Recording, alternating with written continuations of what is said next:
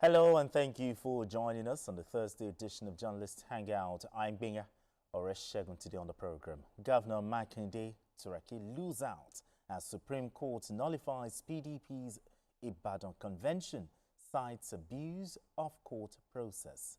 Former APC State Chairman Bashir Bolariwa joins 2027 Kwara State governorship race, vows to continue Governor Abdulrazak's legacies.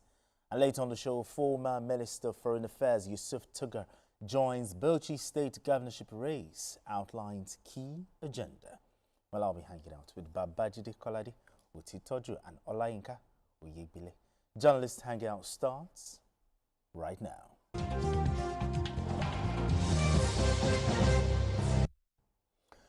Now, for the Tanimu Turaki-led faction of the People's Democratic Party (PDP), the bubble has finally burst. The Supreme Court has invalidated the party's national convention held in Ibadan, Oyo State in November 2025. The Apex Court, in a split decision by a five-member panel, held that the appeal filed by the faction led by Turaki lacked merit and affirmed the concurrent judgment of the Federal High Court and the Court of Appeal, which had earlier nullified the convention over procedural breaches. Delivering the lead judgment, Justice Stephen Adder ruled that the appellants violated a subsisting order of the Federal High Court restraining them from proceeding with the convention. Where do they go from here is the big question. All right, BK, I'm going to start with you. The Supreme Court judgment. Talk to me. Are you surprised about this ruling? Oh, certainly not. And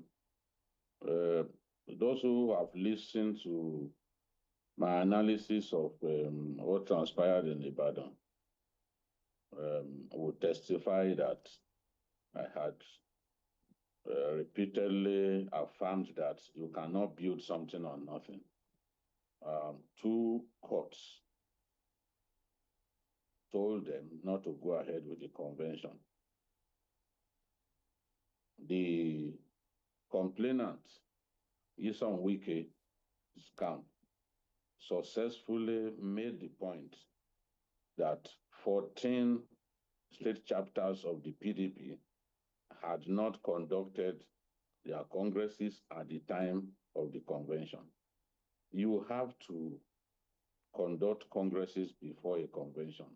One thing must lead to the other. The convention is the biggest decision-making organ of the party. But you must have congresses before you embark on a convention. That is one. Perhaps the strongest ground upon which the courts ruled that that convention should not take place. Then, of course, the fundamental rights enforcement suit that Sule Lamido filed, arguing that by stopping him from competing for the chairmanship of the party, his rights had been breached.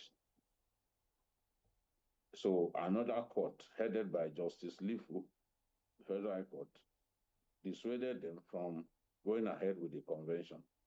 But what did we see? They went and got a court in Ibadan to give a counter order. And the Supreme Court was very angry about it. The Supreme Court said they were guilty of abuse of court process by obtaining a counter order from a court of coordinate jurisdiction in Ibadan after an earlier restraining order had been issued by the Federal High Court. So Justice Ada stated that the lower courts were right in relying on sections 221, 222, and 229 of the 1999 Constitution to hold that political parties must comply strictly with constitutional provisions, electoral regulations, and valid court orders in the conduct of their conventions and internal party affairs.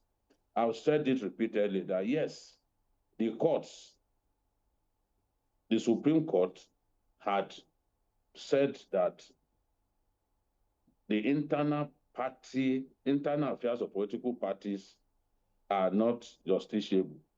But there are conditions upon which you can go to court as a member of a party.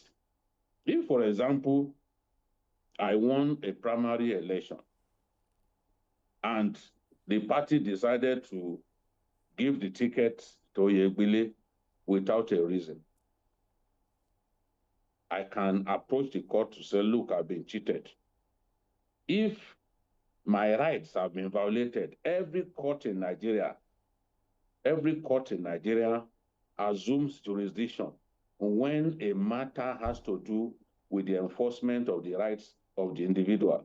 So people say, oh, they should not tamper with internal affairs of political parties. They should not meddle. No, there are grounds upon which the internal affairs of political parties can be taken before a court of law.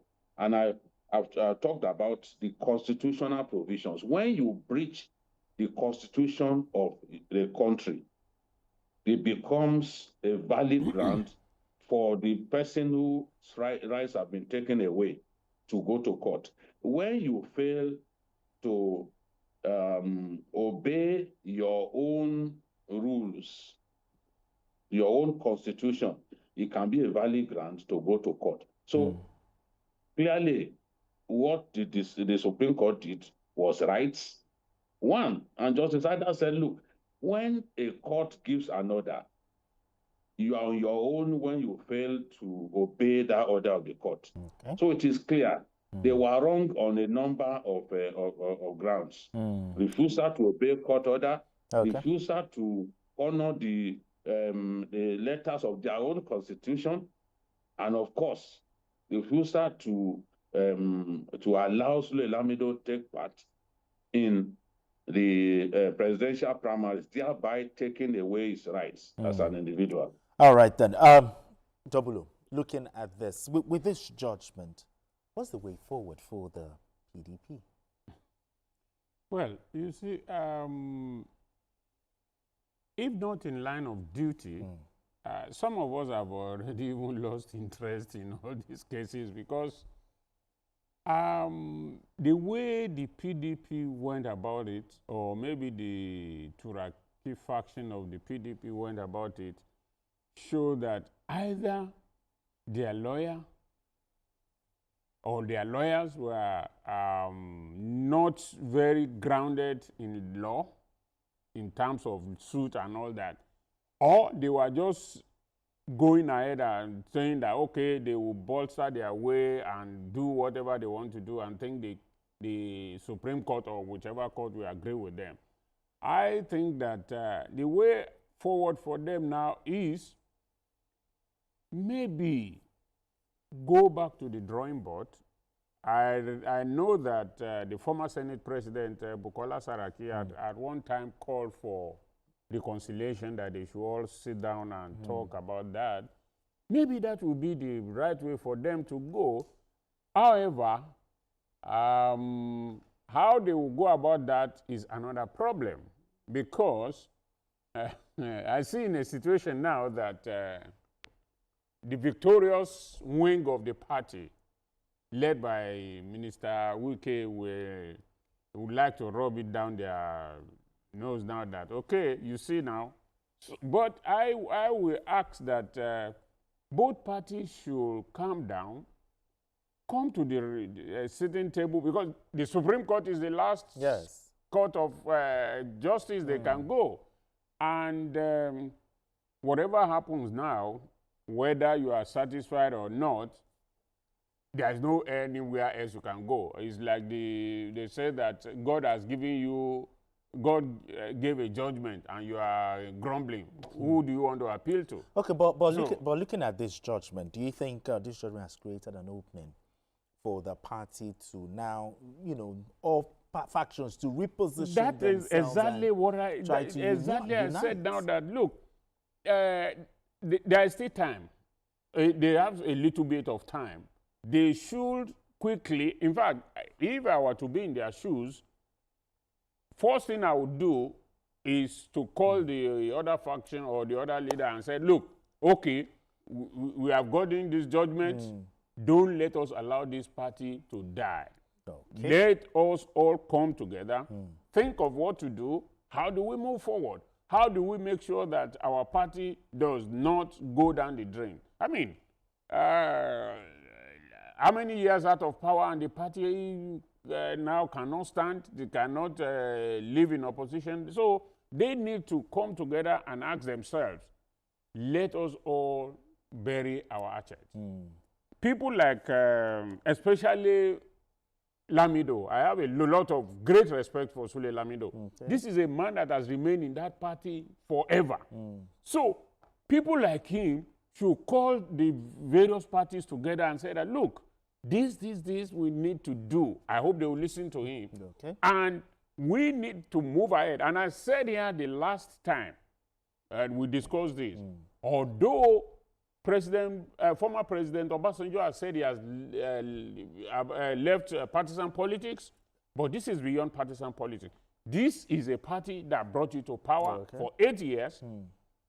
Former President Goodluck Jonathan, too, is neither in politics nor out of it. I think the two of them should come together with Lamido and the others and call. I believe very strongly that no matter what, former President Obasanjo and Goodluck Jonathan, if those two people call the warring parties together and mediate between or among them, they will listen to them. Okay. Not for them to dictate or to say this is the way to go, but let us save this party for generation. All right, BK, on a final note from you, with all the issues bedeviling the PDP at the moment, are there lessons other political parties can learn from what happened? Yes. The PDP crisis began in 2022. Okay. When Atiku Abubakar insisted that he had to contest the presidency. At that time, the PDP had far more southern governors than northern governors. So many people expected that they would be able to push for southern presidency. But ironically, APC that had very few southern governors were the ones pushing for power shifts. And many people remember the role that El-Rufai played at that time. So they didn't even follow their own tradition. And the tradition is that where the presidential candidate of the party goes to the south or goes to the north, that region cannot produce the chairman of the party. Yeah. And we saw that in 2014, when the PDP had to organize an extraordinary convention to replace their chairman, since Jonathan had been given the mandate as presidential candidate of the party. But all that was thrown out of the window in 2022, leading to the protests of those 5 governors, the G5, including Seyi Makinde, and that was the beginning of the crisis. Again, during the presidential primaries, the rule was that you cannot, as presidential aspirant, at that presidential primary, address the delegates twice. The then chairman of the party decided to bend the rule and allowed Waziri Tambuwal to address the delegates twice, whereupon he directed his supporters to vote for Atiku. This was one key reason Wike lost the primary election, and he refused to forgive the party for that, at least the leadership of the party. So if they had not, and I've heard Bode George say that if not for the insistence on, even for Atiku's insistence on contesting, this whole crisis would not have happened. Okay. So a party must be fair to all tendencies within it. All right. And in the case of the PDP, they didn't do that. All right, then.